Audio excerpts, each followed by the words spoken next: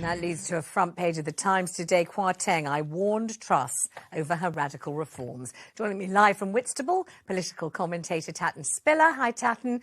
And from his Lichfield constituency, hello there, Conservative MP Michael Fabricant. Hello, Michael. Thanks very much indeed for joining us. Let's start with you, Michael. Kwasi Kwarteng effectively washing his hands of most things. Firstly, of responsibility for causing any real trouble, saying there was already an economic black hole. He didn't make it any worse. I'm assuming he didn't imagine he made it any better in that very short tenure. But anyway, saying it wasn't really his responsibility, but also saying it was really Liz Truss's fault. She was pushing him to act far more quickly than he was really ready to go. What do you make of all of that? There's a lot to make of. Well, I think he's right economically in that the black hole had developed, and it's the same in Germany, it's the same in the United States through COVID and all the rest of it. But to blame everything on Liz Truss, I think is a little bit ingenuous, if not incredibly ungallant, actually.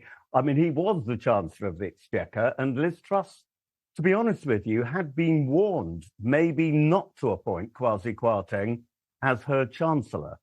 If you press me a little bit more, and I think you might well be, Vanessa, I'll tell you that I know that some people have said to her that maybe he isn't always as thorough as he needs to be. And I can't help but think that if the Bank of England and the OBR had been briefed a little in advance, the budget could have been more of a success than it actually turned out to be. But, you know, a lot of 2020 hindsight going on there, I think. I mean, I've never heard a phrase quite as euphemistic as the one you've just used, more of a success. It could have been more of a success than it turned out to be. Was it not an abject failure, propelling people into these appalling mortgage crises that they're still in and have no means at all of climbing out of? I mean, it wasn't just not much of a success, it was a catastrophe, wasn't it?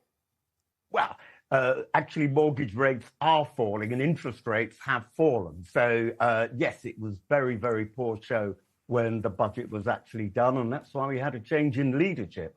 But now, you know, the economic situation is rectifying itself as far as interest rates are concerned. I mean, the interest rates, of course, are now being slowly raised by the Bank of England, but that all has to do with world inflation, and we know all about that, as they are, of course, in the United States, where interest rates are a lot higher than our own, as they are in Germany, and are beginning to do so in France too. Michael, I like to be optimistic. It's also interesting, Michael, that you say that it's ungallant or unchivalrous of Kwasi Kwarteng to dob Liz Truss in this way.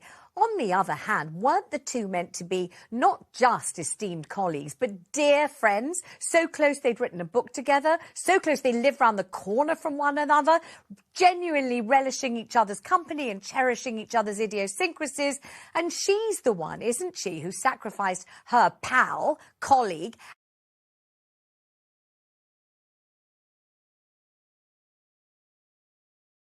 and their friendship on the altar of her own ambition, wanting, as she said, to stay in office because she was a fighter and not a quitter. She sacrificed Kwarteng. Isn't it absolutely fair and right that he at least gets a chance to have his say after all of this? Well, I think someone should write a book about it. It sounds almost like a Jeffrey Archer novel, don't you think? They both live together, well, a little far apart from each other in Greenwich, which is a nice place to live, and we can't condemn them for that. I've got many friends in Greenwich and often visit them on the Thames Clipper, which if anyone lives in London, I highly recommend, by the way. But yes, all right, he's had his say. No doubt Liz Truss will have her say, and no doubt others will be writing books about precisely what happened in that turbulent, was it just 4 weeks? It seems like a lot longer. I mean, I like the tour, the guided tour, the Sonne Lumiere tour of Greenwich that you decided to shoehorn in there, Michael. That was fabulous. Somehow a cul-de-sac there in the conversation. So what I'm going to do now, Tatton Spiller, is show you a little bit more of what Kwasi Kwarteng said to our own Tom Newton-Dunn here at Talk TV, and then I'll get your response to that. Michael, do pay attention to this as well. Don't keep Googling Greenwich on your phone while we're doing this. This is what Tom said. You made the argument that the Prime Minister go slower at the time. Well, I said actually after the budget that because we were going very fast, even after the mini budget, we were going at breakneck speed, and I said, we should slow down. And what did she say? And she said, well, I've only got 2 years. And I said, you'll have 2 months if you carry on like this. And that's, I'm afraid, what happened. And Tatton, it is what happened. I mean, it is. It's an extraordinary interview from this guy. I mean, he said 2 days after the budget on Laura Kuenssberg's show, not on Talk TV, I'm afraid, but on Laura Kuenssberg's show, he said more is to come. Rather than steadying the markets, like, we're definitely doing this. There's a lot of revisionist history going on here. There's a lot of... He said that he hasn't returned Liz Truss's call, like they're some year 12 couple swanning about school saying, yeah, he's texted me, but I haven't texted back. Like, I don't know where the maturity is here. He said that she was emotional. Like, would he have said that about a male prime minister? I don't know. It just, the whole thing reeks of egotistical selfhood. Selfhood, yes, selfhood. It's hard. I'm not sure what selfhood is, but I mean, it sounds like a kind nor of am I, narcissistic but you know what I mean. fetish that you've just invented on the television. We've had a tour of Greenwich. We've had a brand new word coined here on the show. We've only been going 7 minutes. We're going great guns already. Egotistical selfhood. I mean, it's not that, is it? Because that doesn't exist. There's no such word. It's self-justificatory. That's what it is. After the I event. don't think there's such a word as self-justificatory. Fortunately, there is. You can rely on me only to use a word that already exists. But it's what he's doing is saying, this is what happened, but A, it wasn't my fault. B, I was omniscient throughout. I knew that we were doomed. I told her, I warned her, I tried to rein her in. I was the steadying hand on the tiller of Liz Truss. She wouldn't have it. She was headstrong. She was arrogant. She jet-propelled us into this unwise fiscal event, which I told her would backfire. In other words, I was right in every particular. She was wrong. She led me astray. She led the country astray. And then his exact words are that he said, you know, she was mad to fire him. People will ask, if you sacked the person who was doing what you wanted, why are you still there? He also repeatedly refused to apologise for pursuing the principle of the pair's economic agenda and warned Rishi Sunak he could not simply keep putting up taxes. Do you see anything, Michael Fabricant, salvageable or anything correct, anything that you think is something that you can at least agree with in what Kwarteng had to say? Do you want a short answer? You can do a long one, you can do whatever, if you want to do a tap dance, I'll do a short answer first, and the short answer is no. Oh, really? I don't agree with any of what Kwasi had to say, really. Look, at the end of the day, he was Chancellor of the Exchequer. As I said earlier, there's a lot of 2020 hindsight going on. Mm-hmm. And as I also said earlier, you know, the ideas in the budget to stimulate the economy were good. But to do it without first relating to the Office of Budget Responsibility to demonstrate that if you do cut taxes, you can generate additional income. Mm-hmm. And that's precisely what has happened in the past with some Conservative budgets. But if you don't then square it with the Bank of England, who can square it with the hedge funds and the money markets, you're just lazy or you're stupid. One of the two, maybe both. All right, let me ask Tatton Spiller about this. I mean, you have ample opportunity to pick over what Kwasi Kwarteng said. Where is his political career now, would you say? Is it salvageable? Might he rise like a phoenix from the ashes of this catastrophe or not?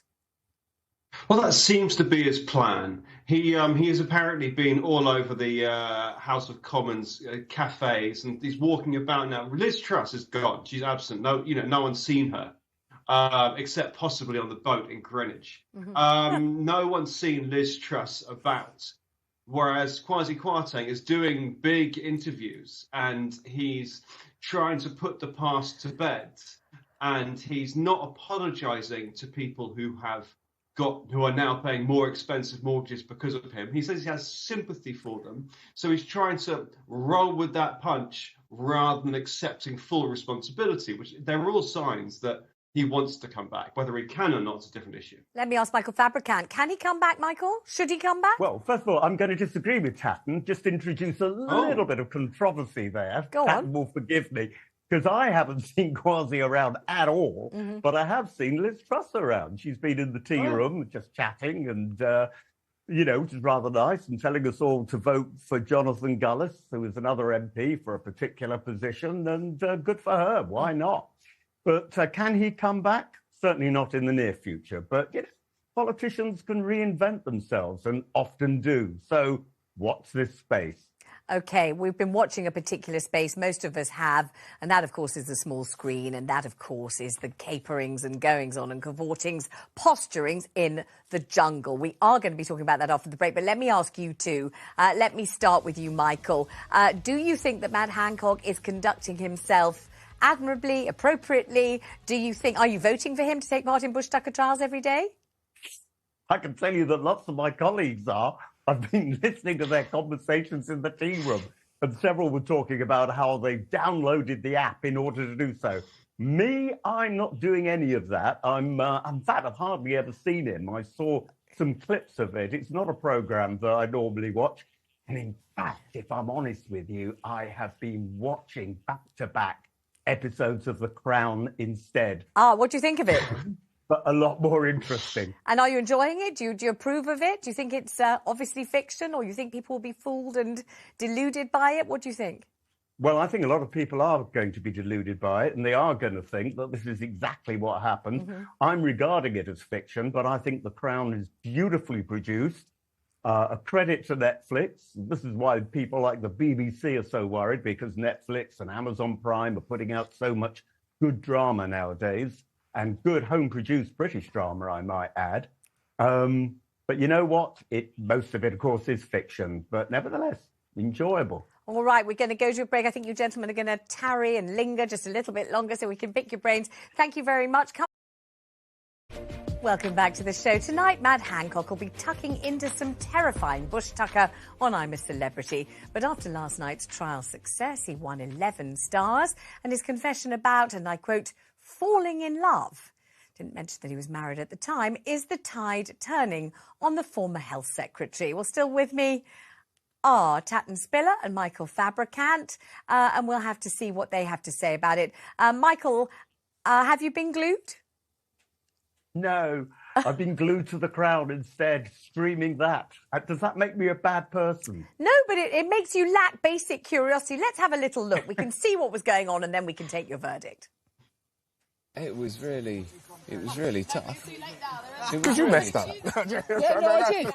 I messed up and I fessed up, right? I resigned, and it's no excuse, but I fell in love, right? And that is hard, and that also had a lot of other consequences, obviously. You didn't just fall in love; you were grabbing booty, bro. Oh, give over. Gotta hand it to Babatunde for summing up the situation rather nicely. I think I messed up and I fessed up is most confusing and not at all an accurate portrayal of what happened. He didn't fess up at all. He was caught on camera. Not at all the same thing. I fell in love is delightful, very romantic, but not if you're married to the mother of your children. You're not supposed to be playing about and falling in love with anybody else. You're meant to remove yourself from that situation. If you feel your hormones starting to flutter, dismiss her as your aide, move out of the office, do something, but don't just fall in love. Plus, nobody else had the chance to fall in love at that time, or indeed hold booty or whatever it was that Babatunde was saying there, squeeze the booty that you most wanted to squeeze because of the social distancing rules and the fact that we weren't allowed to leave our houses. So I don't know, I messed up, I fessed up, I fell in love. Not sure about that at all. That's just me. Let's ask Tatton Spiller what he thinks. I mean, he's there for a whole PR thing, isn't he? And that, it's a lie. I messed up, I fessed up. As you just said, even when the Sun put him on the front page, it still took him 2 days to resign. It wasn't putting his hands up straight away and going, oh, whoops. The whole thing is there to try and redo his image. He said several times before he went in, he was there to talk about autism. No, dyslexia. Campaign. Dyslexia was the thing. I'm so sorry, dyslexia. Yeah. And when everyone in the campus said, "Hey, why are you here?" he's not mentioned dyslexia once. No. So, but what about I messed up, I fessed up, I resigned, I fell in love? I mean, when he says I fell in love, anybody in the world who's fallen in love will feel an enormous kind of surge of empathy. But he doesn't say I was married at the time and I had children with my wife and I allowed myself to get so close to an aide that I fell in love. He doesn't say any of those things. I messed up, I fessed up sounds like, well, that's done and dusted then, doesn't it?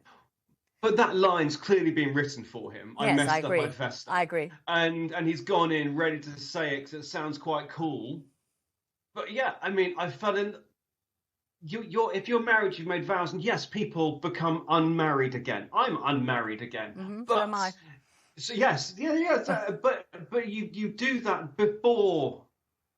If you think you might need to fall in love with someone else and go to fall in love with, you've got to move out, right? And also, you've got to wait till after the pandemic. If you're feeling those urges and your sap is rising, you've got to wait till after the rules that you imposed on everybody else expired. Let's bring Michael Fabricant in. Michael, you keep saying you haven't seen it. You've seen it now. You saw that footage roll. You heard what he said. Tattenspiller thinks he had a scriptwriter write him that line, I messed up, I fessed up. I agree. I'm sure he did. I don't think he just came up with it on the spot. However, it is only fair to say that there is a certain lobby of people now beginning to say, stop bullying Matt Hancock. He's doing a good job in the jungle. He's just a human being. We're all frail. Give the fellow a chance. I don't know if it's going to be increasingly vocal and more people are going to go into that camp. But at the moment, some people are saying that, Michael.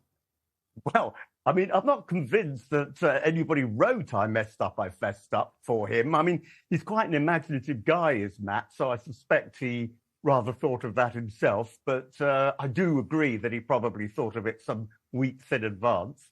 Look, at the end of the day, I've been sort of watching you two and listening to you two, and I have to think, boy, oh boy, holier than thou.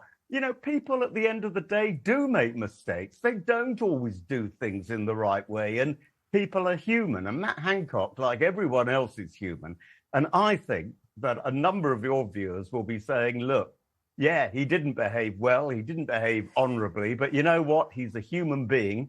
And of course, being health secretary at the time of the COVID pandemic, he would have been under immense pressure. We all do things that we might regret when we're under immense pressure. So I'm not going to be as holy as thou two.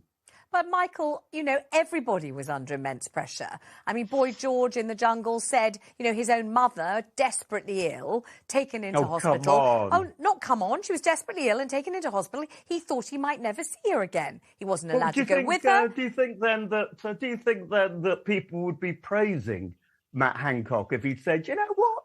We're not going to have rules. We haven't got the vaccination yet. We don't even know if we are going to get a vaccination. So let's all mix. Let's all spread the disease. Don't want Boy George not to see his mother. See his mother. And, if he kills her in the process because he gives her an infection, well, there you go then. I think a lot of people would have criticised Matt Hancock if he'd taken that line. Let me bring Tattenspiller back in. I mean, there is a growing swell of opinion, which is stop bullying Matt Hancock. Not something I ever thought I'd say or even have to acknowledge, but it most certainly does exist. Don't know how big it is, don't know how far it's going to grow. Maybe there's a possibility that Matt Hancock and his history will be erased. He'll be redeemed. He'll be eating the stuff tonight. He'll be, chomping on a kangaroo penis. Everybody will think he's a good old fellow. He'll have a few more lines like I messed up, I fessed up. He'll empty the dunny and somehow or other he might end up king of the jungle or close to it and come out some type of national treasure stroke superstar. Are we really so shallow, so superficial, we really could forget that fast? Vanessa, you've been talking to the British people through various media outlets for many, many years now. You know exactly how fickle we are as a country, right? You've seen us do this time and time and time again because we don't like the persecuted. We don't like seeing someone downtrodden, even if they've been the villain of the piece for so long. There will obviously be some people who'll never forget. People around who lost people in care homes that Matt Hancock allowed people to go to from hospitals without testing. They feel particularly, and Michael Fabricant's quite right, that we had to have some rules and that was standard. But the rules at the beginning, the bereaved families feel particularly strongly that those deaths were avoidable and those deaths were Matt Hancock's personal fault. So, yeah, he might well nearly win the thing. He got loads of stars yesterday. Tonight he's going to eat disgusting things, and people are going to enjoy watching it. And if he responds well, which I'm sure he will, because he would have tested the thing, whatever, he might win a lot of people round. But he won't with everyone. So what might have happened, really, Michael, is that Matt Hancock might have paid an absolute blinder. He's serving ITV brilliantly well because nobody wants to miss it. Everybody thinks it's fantastic television. It was a great booking. The morality of it, some people have questioned, but the success of it in terms of getting bums on seats and ratings isn't questionable. He's done them an absolute turn, and he may have brilliantly well resurrected either a career or a reputation or both, Michael. Yeah, that's possible. I just want to correct something. I'm going to be serious for a minute. Yes. I do know that Matt Hancock was advised by the medical experts, including the chief medical officer, in the very earliest days of COVID, to get old people out of hospitals and back in the nursing homes, because it was thought at the time that if they didn't have symptoms, they wouldn't be contagious. We now know that wasn't the case. But Matt Hancock was simply doing what he was being advised to do by all the scientific experts. Don't forget, we know a lot about COVID now. Nobody knew much about COVID when it first came out of China. And I think we've got to take it to that context. But anyway, Will, getting back to your question, will it redeem him? No, it won't redeem him completely. But at least people will see another side of him. And we don't know what side that's going to be yet. This is early days. I think he's only been on for a couple of nights. So he might start lashing out. I mean, you never know. He might actually, I don't know, strangle Boy George or something. A lot of people would probably like that. Do you believe, Michael, that what Matt Hancock says is so when he says the public needs to see that politicians such as yourself, Michael, are just real people? I mean, do you think that the ordinary man on the Clapham omnibus thinks that MPs are titans, gods, superheroes, and needs to see that they have feet of clay? Do you need to go on a reality TV show to prove that and show that? Is that really what he's doing? I was going to show you my Superman underpants. Please there don't. For a moment, but please, maybe I'm I too won't. young. Too young, much too young.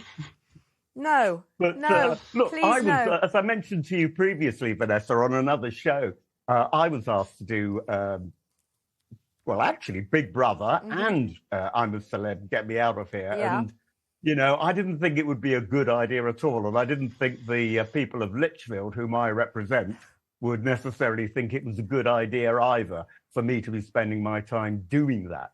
But, you know, it doesn't do any harm sometimes for people to see the private life, if you like, or the individual person as they really are. I mean, this is why I'm doing this program, because I don't have to be like an MP. Or do you think I'm being like an MP? I'm trying to be myself here, Vanessa. I think you're showing a human side. I think you seem human. Quite like an MP. Yeah, I think fairly like an MP. Let's give Tatton a chance to respond to all of this. I mean, you might say, Tatton, this is light relief in an incredibly difficult winter where we talk about almost nothing but the climate change and the cost of living crisis and hospital waiting lists. And I, for one, genuinely yearn on this programme to be able to talk about something jovial and light-hearted and genial and a bit Christmassy. I really do. And when it happens, it's a blessed relief, quite frankly. So maybe Matt Hancock's doing us all a favour with this. Well, I think maybe he is. Ooh, I think we'll get Tatton to answer that one, Michael. Tatton, what did you think? Well, I think maybe he is. And Michael was saying, sorry, who's so sorry, Michael. Tatton. Go on, sir. I think, well, Michael was saying we could see him do anything, so maybe we'll watch Matt Hancock fall in love. That'd be fun, wouldn't it? We don't. George. I'll tell you what we'll do, gentlemen.